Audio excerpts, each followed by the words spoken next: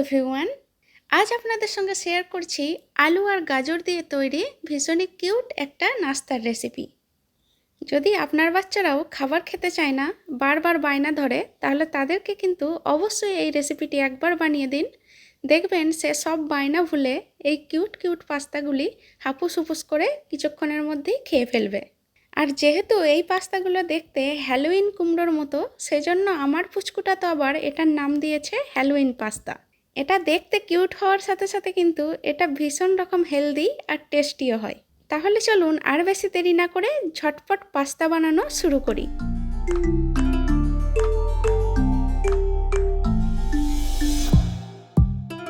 এই পাস্তা বানানোর জন্য প্রথমেই লাগবে একটা মিডিয়াম সাইজের আলু।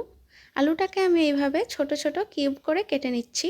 একটু খারাপ অংশ ছিল, সেটা এভাবে কেটে বাদ দিয়ে দিচ্ছি।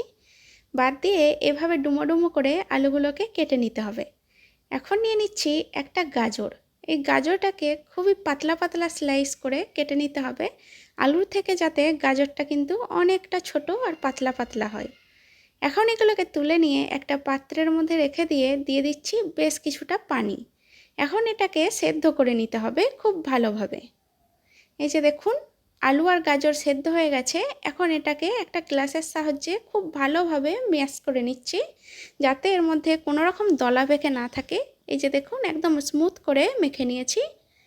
এখন এর মধ্যে দিয়ে দিচ্ছি 1 কাপ পরিমাণ ময়দা। আর ময়দা দেওয়ার পরে এতে অ্যাড করে দিচ্ছি 2 টেবিল চামচ পরিমাণ কর্নফ্লোর পাউডার। আপনাদের কাছে যদি কর্নফ্লোর না থাকে তাহলেও কোনো ব্যাপার নেই, এর পরিবর্তে চালের আটা দিয়ে দেবেন। দিয়ে দিয়েছি সামান্য একটু লবণ। এবার হাত দিয়ে এটাকে খুব ভালোভাবে মেখে নিয়ে একটা শক্ত ডো তৈরি করতে হবে, যাতে এই ডোটা থেকে যে কোনো ইচ্ছা মতো শেপ তৈরি করা যায়। এই যে দেখুন, আটাটা আমি মেখে নিয়েছি।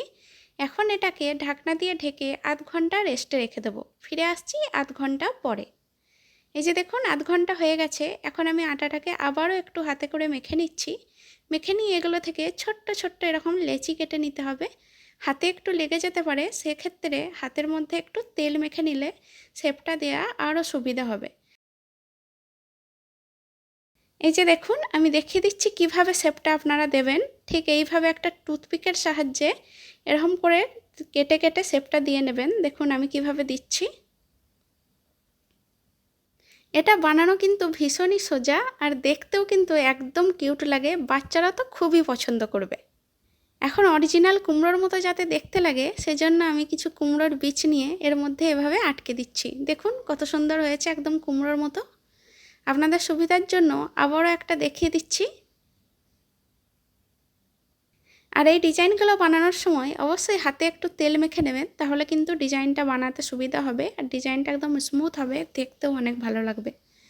এই যে দেখুন, এইভাবে করে সব কটা পাস্তা আমার বানানো হয়ে গেছে। দেখছেন কত কিউট হয়েছে পাস্তাগুলো। এবার চলে যাব দ্বিতীয় স্টেপে। এই দ্বিতীয় স্টেপটা কিন্তু খুব কেয়ারফুলি ফলো করবেন, কারণ এই সময় একটু গন্ডগোল হতে পারে। এই যে দেখুন, আমি আগে থেকে বেশ কিছুটা পানি গরম হতে রেখে দিয়েছিলাম। পানিটাতে একটু ফুট ধরে গেছে। ঠিক এই পর্যায়েই কিন্তু পাস্তাগুলো পানির মধ্যে ছাড়তে হবে, ঠান্ডা পানিতে কিন্তু ছাড়া যাবে না। আর পাস্তাগুলোকে এমনভাবে ছাড়তে হবে যেন একটার গায়ে একটা লেগে না যায়, তাহলে কিন্তু চিপকে যেতে পারে আর ডিজাইনটা নষ্ট হয়ে যেতে পারে। আর মাঝে মাঝে এভাবে হিলিয়ে দিতে হবে পাত্রটা ধরে, যাতে পাস্তাগুলো একটার গায়ে আরেকটা লেগে না যায়। এভাবে কিছুক্ষণ পরে দেখবেন পাস্তাগুলো কিন্তু পানি থেকে ভেসে উঠবে, তার মানে বুঝতে হবে পাস্তাগুলো একদম পারফেক্টভাবে সেদ্ধ হয়ে গেছে। এই যে দেখুন, সব কটা পাস্তা ভেসে উঠেছে। এখন এই পাস্তাগুলোকে উঠিয়ে নিতে হবে। পাস্তাগুলো উঠিয়ে নেওয়ার পরে একটা পাত্রের মধ্যে 1 চামচ পরিমাণ তেল দিয়ে দিয়েছি। এবার তেল দিয়ে ওই তেলের মধ্যে পাস্তাগুলো দিয়ে হালকা করে ভেজে তুলে নিতে হবে। খুব বেশি করে ভাজার দরকার নেই, আর হালকা করে ভেজে নিলে এটার মধ্যে একটা খুব সুন্দর ফ্লেভার চলে আসবে আর একটু ক্রিস্পিও হবে, যার জন্য খেতে অনেক ভালো লাগবে। শুধুমাত্র আমি একটা পাশই ভাজবো, তাহলে কিন্তু ডিজাইনটা অনেক সুন্দর থাকবে। এই যে ভাজা হয়ে গেছে, এগুলো এখন আমি উঠিয়ে নিচ্ছি। এখন ওই প্যানের মধ্যেই দিয়ে দিলাম অল্প একটু রসুন কুচি। রসুন কুচি দিয়ে সামান্য একটু কয়েক সেকেন্ড নাড়াচাড়া করে দিয়ে দিচ্ছি 1 টেবিল চামচ পরিমাণ পেঁয়াজ কুচি। এই পেঁয়াজ কুচি দিয়ে আবারও একটু নাড়াচাড়া করে নিতে হবে। পেঁয়াজটাকে লাল করে ভাজার দরকার নেই, জাস্ট একটু হালকা কালার চেঞ্জ হয়ে যাবে ততক্ষণ পর্যন্ত ভাজতে হবে। এখন এর মধ্যে দিয়ে দিচ্ছি 1 টিস্পুন পরিমাণ ময়দা। এই ময়দাটাকেও নেড়েচেড়ে একটু ভেজে নিতে হবে যতক্ষণ পর্যন্ত না ময়দার কাঁচা ভাবটা চলে যায় আর খুব সুন্দর একটা গন্ধ বেরিয়ে আসে। এই যে দেখুন ময়দাটাও ভাজা হয়ে গেছে। এখন আমি এর মধ্যে অ্যাড করে দিচ্ছি 1 কাপ পরিমাণ দুধ। দুধ দেওয়ার সাথে সাথেই কিন্তু এটাকে খুব ভালোভাবে মিশিয়ে নিতে হবে, না হলে কিন্তু ময়দাটা দলা পেকে যেতে পারে। এই যে দেখুন ময়দাটার সঙ্গে দুধটা খুব ভালোভাবে মেশানো হয়ে গেছে। এখন আমি কালারের জন্য দিয়ে দিচ্ছি 1 টিস্পুন পরিমাণ কাশ্মীরি লঙ্কার গুঁড়ো, আর দিয়ে দিচ্ছি বাজার থেকে কেনা নুডলসের 1 প্যাকেট মশলা। এই মশলাটা যে কোনো দোকানেই আপনারা কিনতে পেয়ে যাবেন, গ্রামের দোকানেও পাওয়া যায়। এই রেসিপি বানাতে গেলে কিন্তু আপনাকে কোথাও বাইরে ছুটতে হবে না, বাড়িতে থাকা উপকরণ দিয়েই বানিয়ে ফেলতে পারবেন।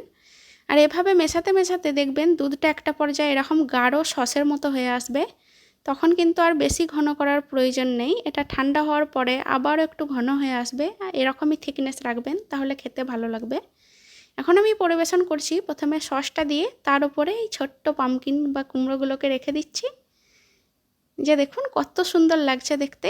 আপনারাও এভাবে করে বানাবেন আর আপনাদের বাচ্চারা দেখবেন খুব খুশি হবে। আমার বাচ্চা তো খুব খুশি হয়েছে, কিছুক্ষণের মধ্যেই হাফুস হুফুস করে সব পাস্তা ফিনিশ করে ফেলেছিল। আশা করছি আজকের এই নতুন রেসিপি আপনাদের কাছে অনেক ভালো লেগেছে। সো রেসিপিটি যদি ভালো লাগে তাহলে প্লিজ ভিডিওটিতে একটা লাইক করবেন আর আমার চ্যানেলটিকে সাবস্ক্রাইব করতে ভুলবেন না। আর যারা শেষ পর্যন্ত আমার সঙ্গে ছিলেন তাদেরকে অসংখ্য ধন্যবাদ। আর যারা আমার চ্যানেলে নতুন, অবশ্যই চ্যানেলটিকে সাবস্ক্রাইব করে পাশে থাকা বেল বাটনে প্রেস করে দিন, যাতে আমার সমস্ত নতুন ভিডিওর আপডেট সবার আগে আপনাদের কাছে পৌঁছে যায়। তাহলে আজকে এখানেই বিদায় নিচ্ছি। আবারও দেখা হবে নতুন কোনো রেসিপির সাথে। সেই পর্যন্ত সবাই ভালো থাকবেন। বাই।